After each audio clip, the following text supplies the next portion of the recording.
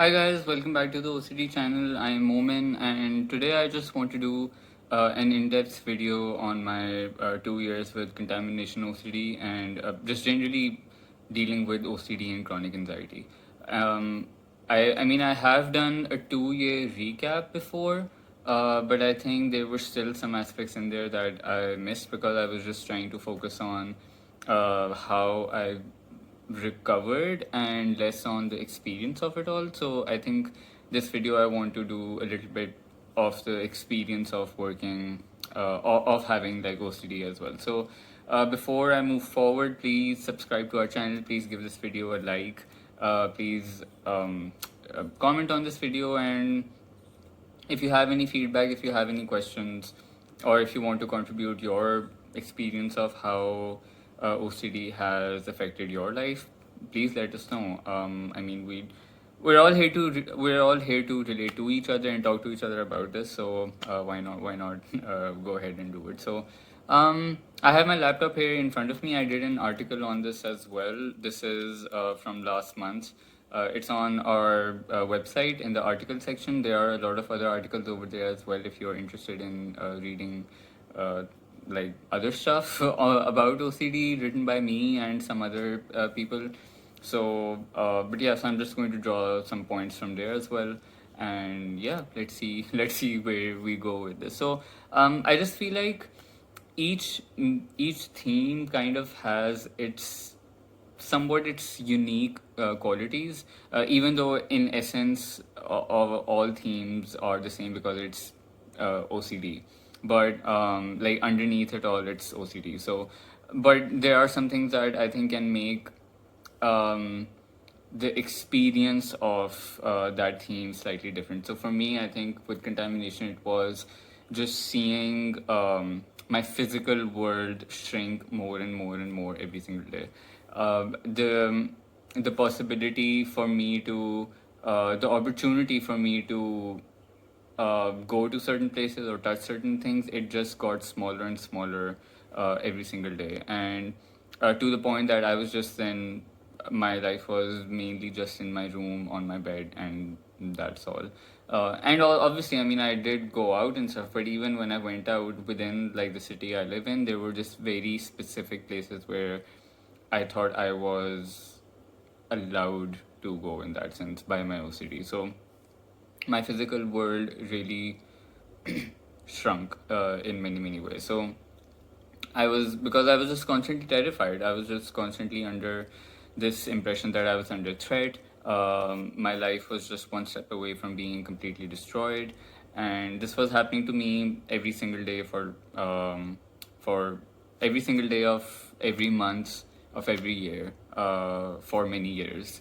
And I mean, looking back now, sometimes I wonder how did I even go through all of that. But I mean, well, I am here, so. And it started when I was 14 years old back in 2007. Wow, little kid. And it was the most, that was my first, I would say, OCD episode in that sense. And it was the most overwhelming feeling that I've ever experienced in my entire life. I think even after that, even after my OCD spiked in my early 20s, despite all the triggers and whatnot I've had, I think that first moment was the most overwhelming moment of my entire life because it just felt like my life had absolutely fallen apart.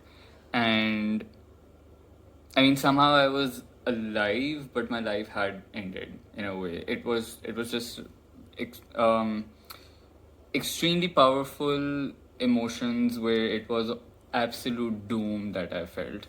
Um, and and in that moment, like the only way that my brain knew how to deal with it was to wash my hands twice and take a shower twice and brush my teeth twice and do everything twice. That was the first time I ever did something OCD related in that sense. And it was, yeah, that's the only way I knew how to calm myself down as much as I could, even though I did those rituals, and still I was feeling like life was absolutely absolutely over. I was feeling absolutely rotten on the inside, and it was like I was saturated with fear, anxiety, guilt, shame, and like everything that you can imagine, every bad, negative feeling that you can imagine.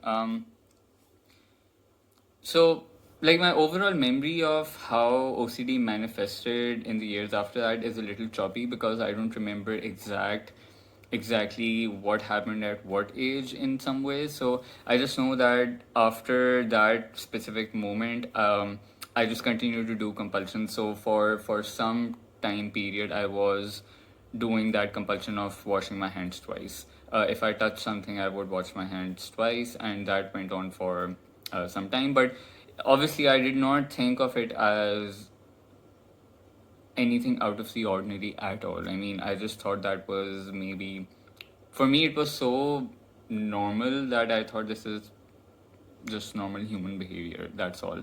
There's nothing off about it necessarily.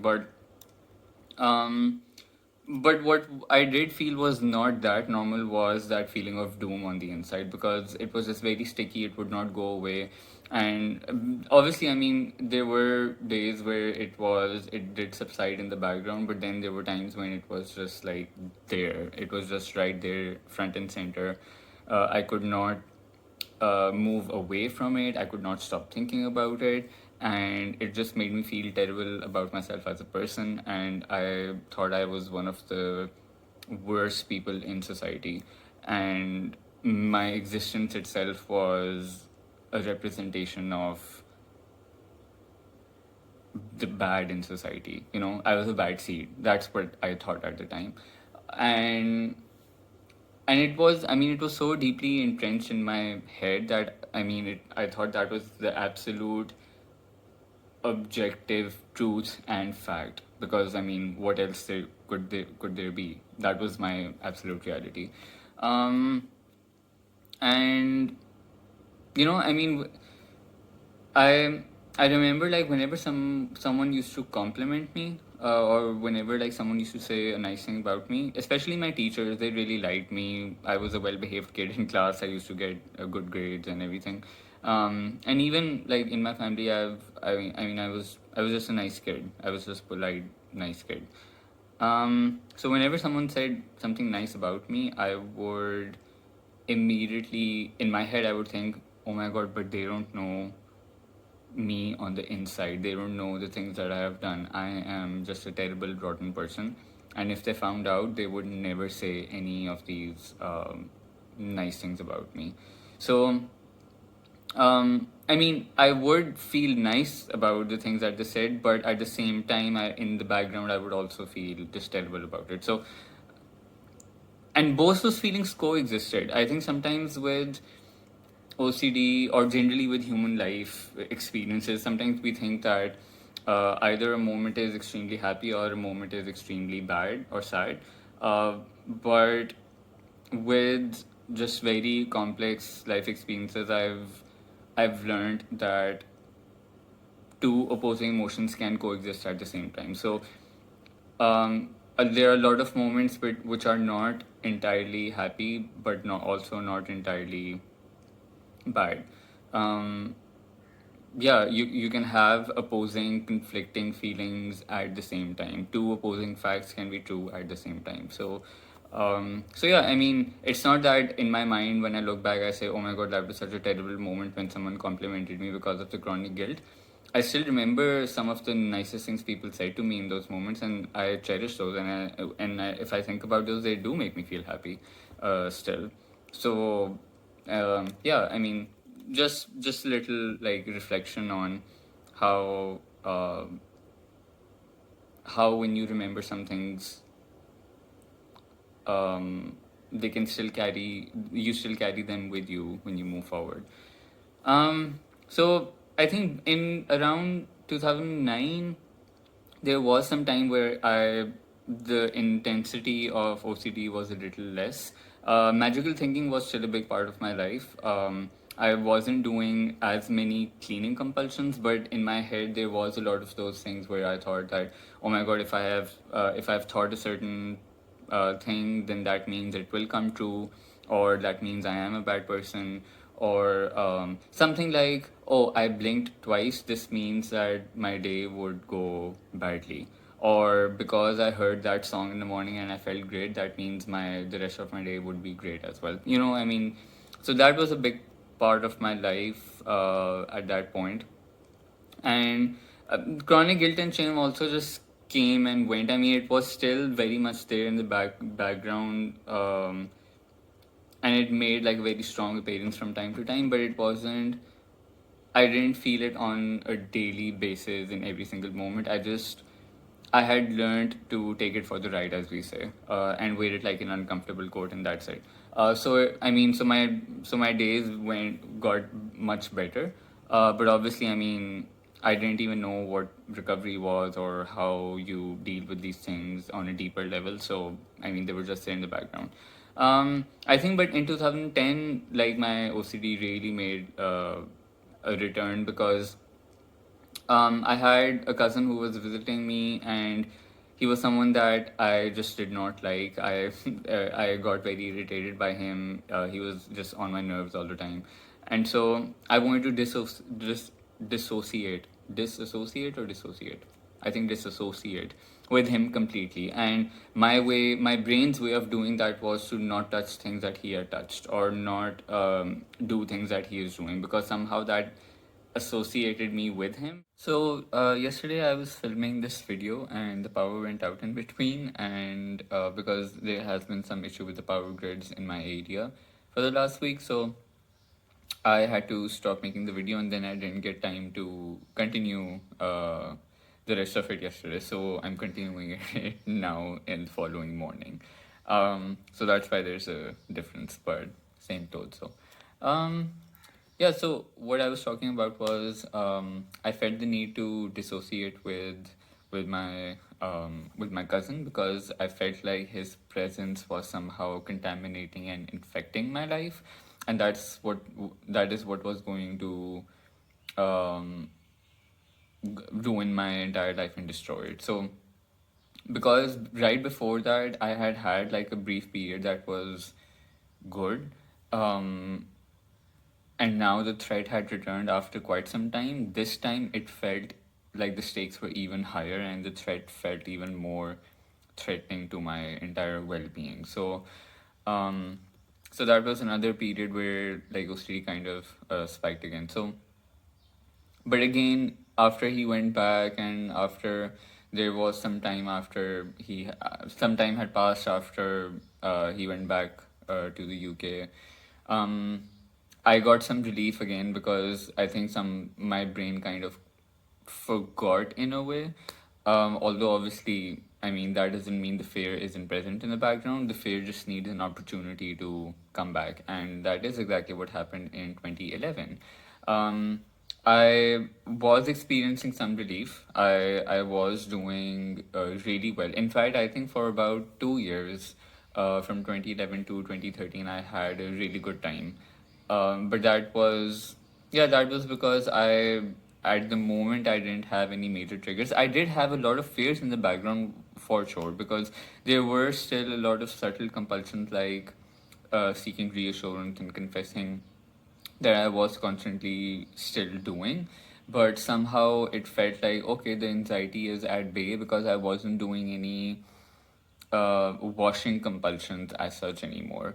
Magical thinking still was, though, a big part, and reassurance and confessing was a big part.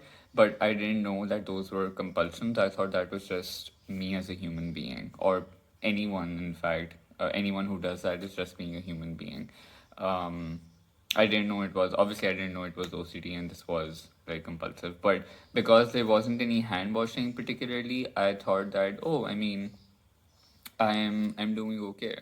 But looking back now, I mean, in these 2 years, contamination was kind of on the back seat, but our OCD with my friend especially had taken over massively, and it really ruled my every single day. Um, who is texting who texted who at what time, who is hanging out with who, are people not being, do people still think I'm a good friend or not? Did I say something hurtful to someone? Those were things that were going through my head. So yeah. So then in 2014 was, I think that was the biggest worst spike in my OCD I had ever had. That's when I had started college, and my friends who were with me in school, they moved away for college. They went out of Pakistan. Some of them went out of Lahore and shifted to other cities. So I just felt alone in Lahore. I was the only one, and my brother, whom I felt closest to, he also moved to the UK for a year for his studies. So there were a lot of big changes happening. There was a lot of uncertainty, and OCD does tend to get in when there are big changes and transitions happening in life, and that's what happened with me. So I think OCD just really found a big void, and it came in and it just completely took over. And because obviously I hadn't addressed any fears or worked on anything regarding my irrational beliefs, because obviously I didn't know what that was. Um, they were simmering in the background, and they just needed an opportunity to come forward. So now, when I was in college, my need to disassociate with my cousin, it somehow transferred to some of my class fellows. And because obviously OCD adapts with every situation, and it just kind of um, it shifts and it changes shape.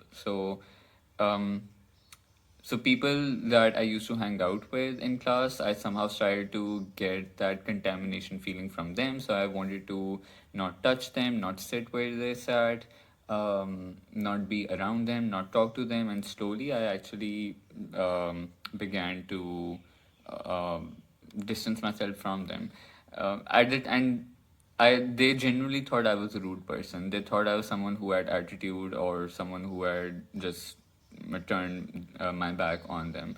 And I really felt terrible about doing it, because I knew that I wasn't acting out of just genuinely disliking them, or just or for some other like actual issue.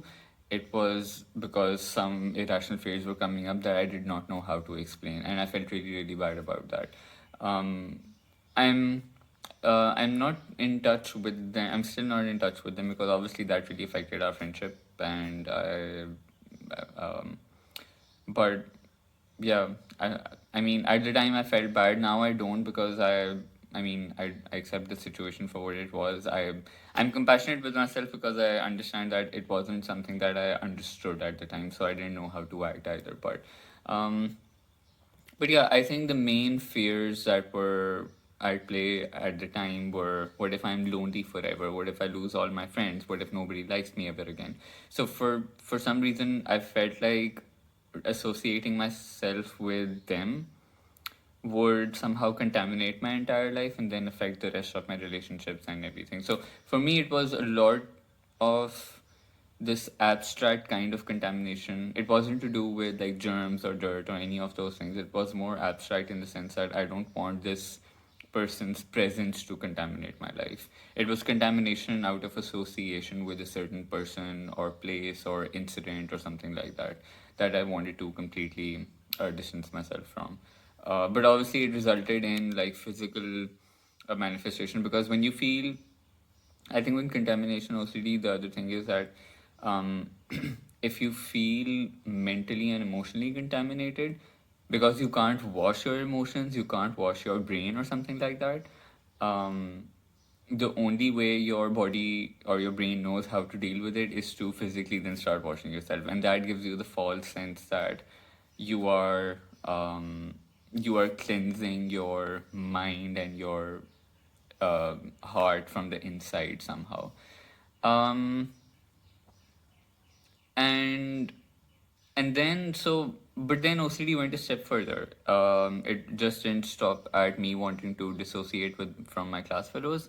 I just wanted to disassociate with my college altogether because my college then was associated with my class fellow. So, I mean, it just became like bigger and bigger and bigger, and it just spread everywhere like a pandemic, literally, for me. So then the campus itself became like a big trigger for me, and about 3.5 years, it was like walking into a lion's den. So every single day I was walking into the heart of my very trigger. Every day I was going to classes and attending, and I just went. I mean, I never skipped any classes. I did not give myself that option because I just thought, how can I abandon my degree and not take any classes and not work hard? Why? I can't pause my life. I mean, I kind of just have to do it. So there was no utility in backing out. So I did what I had taught myself to do all these years through um, like just doing physical, mental, and emotional uh, compulsions and just powering through it. That's just what I did and somehow got through it. Obviously, that's not what I recommend you do now. At the time, if I had that awareness, I would have simultaneously done exposures and all those things to not make those 4 years of college that difficult. But that's just how I got through it at the time. So and by this time my compulsions increased as well because by 2017 I wasn't just washing myself 4 times, it went to 6 times. And I had separated my entire wardrobe as well. Um, the clothes I wore to college I did not wear at home or anywhere else because I just wanted to keep that kind of separation. I again in my head I just thought that it's best to um, not have any overlap with my personal life because if I start to blur the lines between my personal life and my college life, that's where it will start to get to my life and contaminate and do all those things. So, um, but yeah, and whatever messages I got related to college, I used to reply to them and then I used to delete them. I did not talk to people from college when I went back home. So there was this constant filtering of anything to do with college, whether it was text messages, pictures, clothes, anything to do with it. I kept it completely separate. Um, I did not want my campus to exist anywhere outside of my classes. And if I heard people talking about it, if I had someone who mentioned something related to my college or wanted me to talk about it, it made me feel emotionally and mentally contaminated. So I just avoided the topic as well. I did not like talking about it. It made me feel like triggered and all those things. So it became really bad. And on top of all of this, I also developed mental compulsions because I just thought, okay, just thinking about my college and people in there is making me feel mentally contaminated. And if I let the thoughts be there, it will somehow take over and start to make me feel miserable, uncomfortable. It would make me a bad person or destroy my life. So I need to constantly, so 24/7. And when I say 24/7, I mean 24/7. I was constantly filtering my thoughts out, constantly trying to distract myself by thinking about something else. I must not think about this. I must not think about this. I was just trying to move away from that, and obviously that just completely drained me of any energy that I had because I was doing mental compulsions already, and then I was doing physical compulsions as well, and then I had to take care of deleting all these messages and keeping my clothes separate and like a million little things, and it just I came to a point where I became absolutely burnt out. Like my nerves were completely fried. I and I. This is what I've written in the article as well. I experienced a buzz-like feeling all day long. My body was vibrating with so much adrenaline pumped in my system all the time. I lost the ability to feel joy or sadness. I became indifferent to most things and had resigned from my passions. All I wanted to do was lie in bed, rest, and sleep. I didn't want anyone to call me, text me, ask me to do something for them. I wanted to be left to my devices. Even the slightest inconvenience or task annoyed me to the maximum.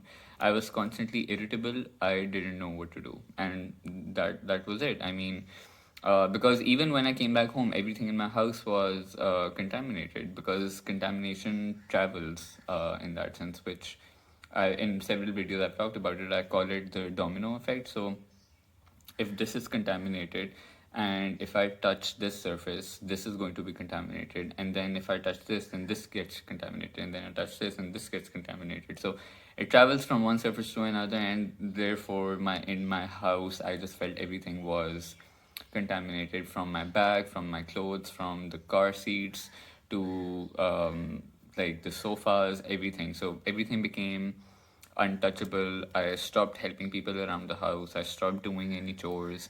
I ran through bars of soap so quickly. My family stopped approaching me because they saw that I was just getting more and more distant, and whenever they would physically approach me, I would get very uncomfortable. So they just thought I needed space, and they just kept giving me space. And that's where like my relationship with my family also started to get affected. Um, sometime along those years, I'm not sure exactly what year it was, but I think it was maybe 2015, where I did realize at some point that, oh, this was I'm experiencing OCD.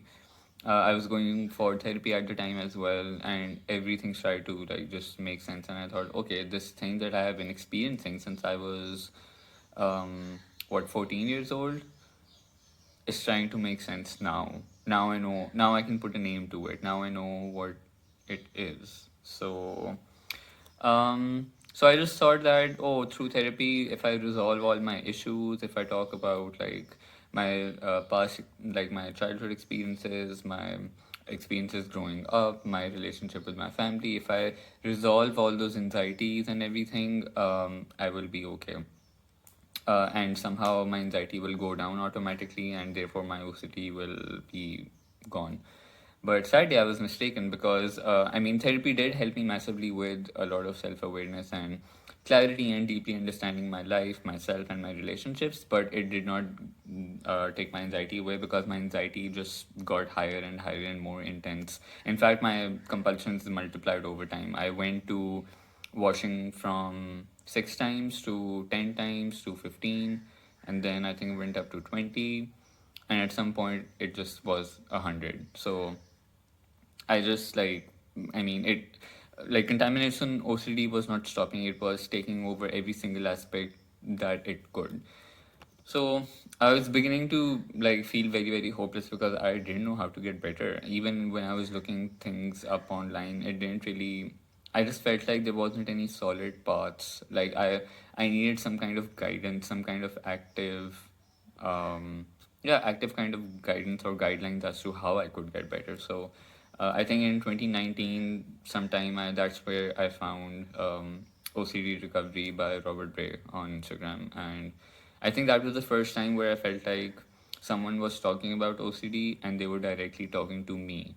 Um, it felt so extremely relatable, and I think the thing that really resonated with me immediately was that I just didn't have to do exposures and change my behaviors that way, but I also had to change my beliefs about it. I think from the get go, I did not have any doubts about that notion.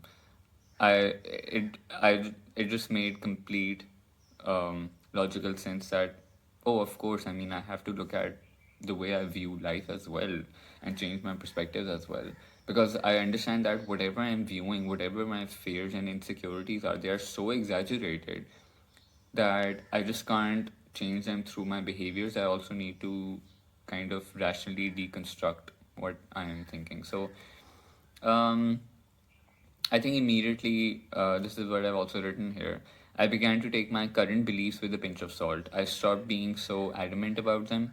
I started being more flexible, recognizing that I'm just another human being on this earth among a population of 8 billion. Surely my beliefs and opinions were not set in stone. Surely my word wasn't the last word. There's so much more to explore in life, a lot more life philosophy that I needed to develop. I do want to clarify. It's not that I threw away my entire belief system, values, morals out the window, and neither did I start to consider myself wrong all the time. That's not how it works. But just as a starting point, I began to consider other perspectives and philosophies in life, and that's the important part, where you It's not about, oh, now I have to give up my entire belief system and all my values and everything that I've ever known to just start again. It's just knowing that whatever you think or feel is not like the final word. There is more out there, and just being flexible about that, just being able to consider other perspectives. You don't have to adopt them, you don't have to believe them, you don't have to agree with them, but just considering them is a huge thing in itself, because people don't even consider like another person's belief or perspective. So I think changing that is something that really started to make a big difference in my life. And because I started to understand more where my fears and anxieties were coming from, and also I had tried to develop an understanding of anxiety on a more physiological and biological level through Claire Weeks and Paul David's work. So that somehow started to make me um, less less hyper aware of my emotions all the time, and I just try to allow my body to just be there and repair itself. And that's where I started to feel less heavy and less emotionally numb all the time. So I started to experience some joy, some kind of happiness. And I think Albert Ellis's work on unconditional acceptance, that also didn't take me time to I mean, so it took me time to embody it, yes, but it didn't take me time to believe that, oh, this makes absolute sense that this would work for me. Um, it just logically made absolute sense to that this is something I needed to work on, because I knew it in my heart that this is something that will be able to get me better. So so unconditional acceptance, working on that, disputing my beliefs, really trying to rationally challenge my irrational beliefs. Those are things that all collectively started to really give me quite a lot of relief in symptoms, and I just felt like, okay, the chronic guilt and shame and the doom feeling that I had been feeling since 2007, that finally began to crack a little bit. So that felt great. So um, I think despite all of this, like despite my reduced symptoms, my and my anxieties, my compulsions were still in place, because my body had been so used to doing compulsion. It was kind of like a knee-jerk reaction that I had to do them. So I needed like a very big extra push to actually do exposures and not do compulsions. So because I just thought if I let myself feel uncomfortable, it would somehow be there forever, and I would be stuck in those feelings forever, stuck in those uncomfortable sensations, and therefore I would never get better. So I need to still do compulsions to get out of that. And I thought that exposures would completely destroy me and I would not be able to handle them, because if my anxiety goes even higher, then oh my god, what will happen? It will just, my brain would shut down. That's literally what I thought, that my brain would shut down and I would fall to the ground. Um, and this was a big realization for me, because I didn't know that fear of fear was a thing, or that fear of uncomfortable sensations forever, or fear of being stuck forever was a thing. When I realized that this is what was essentially driving all my fears, I again, it just everything fell into place, and I felt like, oh god, okay, so this was the culprit all along that I had to look at. So um, and then, and this is what I've written over here as well. The more I rationally broke down that fear, the more I realized how silly I was being. I can't handle discomfort since when? Like, because that's the only thing I had been doing since 2007. So, I mean, like, yeah, I just thought I'm just being so silly about this because I've just done that. So I started to give myself some real tough love, and I was like, you know what, I'm going to do this. I'm going to do all these exposures, because I know there was no other way out of this. And I was terrified for my life, to be honest. I was absolutely frightened, because I thought, oh god, I mean, I'm doing this, but what will happen?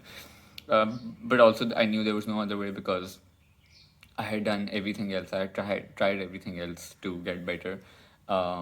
but there was no, I could no longer think my way out of anxiety. I could no longer feel my way out of anxiety. I had to behave my way out of anxiety this time. So despite that immense fear and absolute demotivation to do exposures, I still went forward and jumped into them. So after those series of exposures, my life was not the same anymore, and I mean that in a good sense. I had to repeat those exposures as well. It's not like I did those exposures and I thought, oh, now I'm fine and now I don't have to do anything. Obviously, the discomfort even after that still lingers for another while, so you kind of have to, because your body is not used to like doing those things or touching those surfaces and stuff like that. So I had to really get used to um, and make my body used to touching surfaces again, holding things again, doing things by hand, like being hands on basically.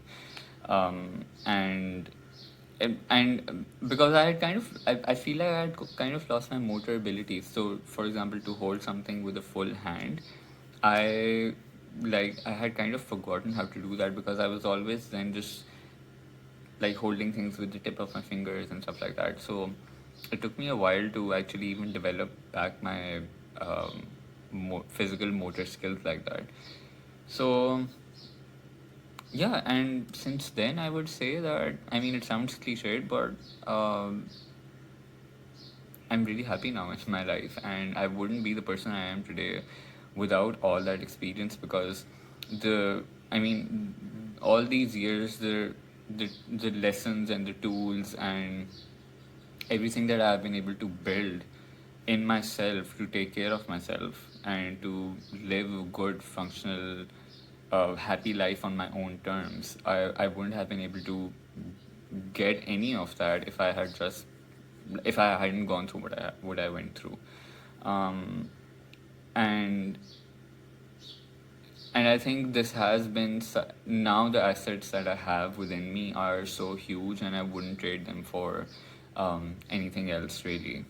Um, yeah, and I know that where you are right now in your journey, it feels impossible. Trust me, that's where I was as well. I thought, okay, this is not possible for me. Um, I couldn't even imagine doing exposures because I thought, how can I? Um, but I didn't believe in it until I actually ended up doing them. So right now it feels impossible, and you don't have to believe it's possible right now. It's okay if you don't believe that, but still continue doing the work anyway. You don't have to see it right now. Just follow the plan, and hopefully it will take you somewhere. So yeah, I don't. I no longer like avoid going to places or meeting people. I've been to my college as well. Now after graduating, I'm still friends with my classmates, and I still one or two of them that I completely stopped talking to. They did ended up reaching out on social media. So I mean, we do follow each other. So yeah, I'm not also spending hours standing in front of the sink washing my hands. My emotions are back. I feel like all the range of emotions again. I don't feel emotionally numb. I'm not sitting on my bed all day. I'm not ruminating. I'm not doing mental compulsions. And um, yeah, I think working on recovery and getting through this entire period has really sparked up my life in a way. I think that's the best way I can put it right now. Um, it's been, yeah, it's been really amazing, and right now it is amazing. I feel great in my life, and I'm really happy and grateful to be where I am right now. So yeah, that was my entire journey. Another 40-minute video. Nick is going to make fun of me, but I hope you guys enjoyed this. If you have anything that you want to talk about, or you want to express or ask me more about how I dealt with something, I'm more than happy to talk about it in the comments with you guys. So let me know what you think, and I'll see you guys with the next video. Bye bye.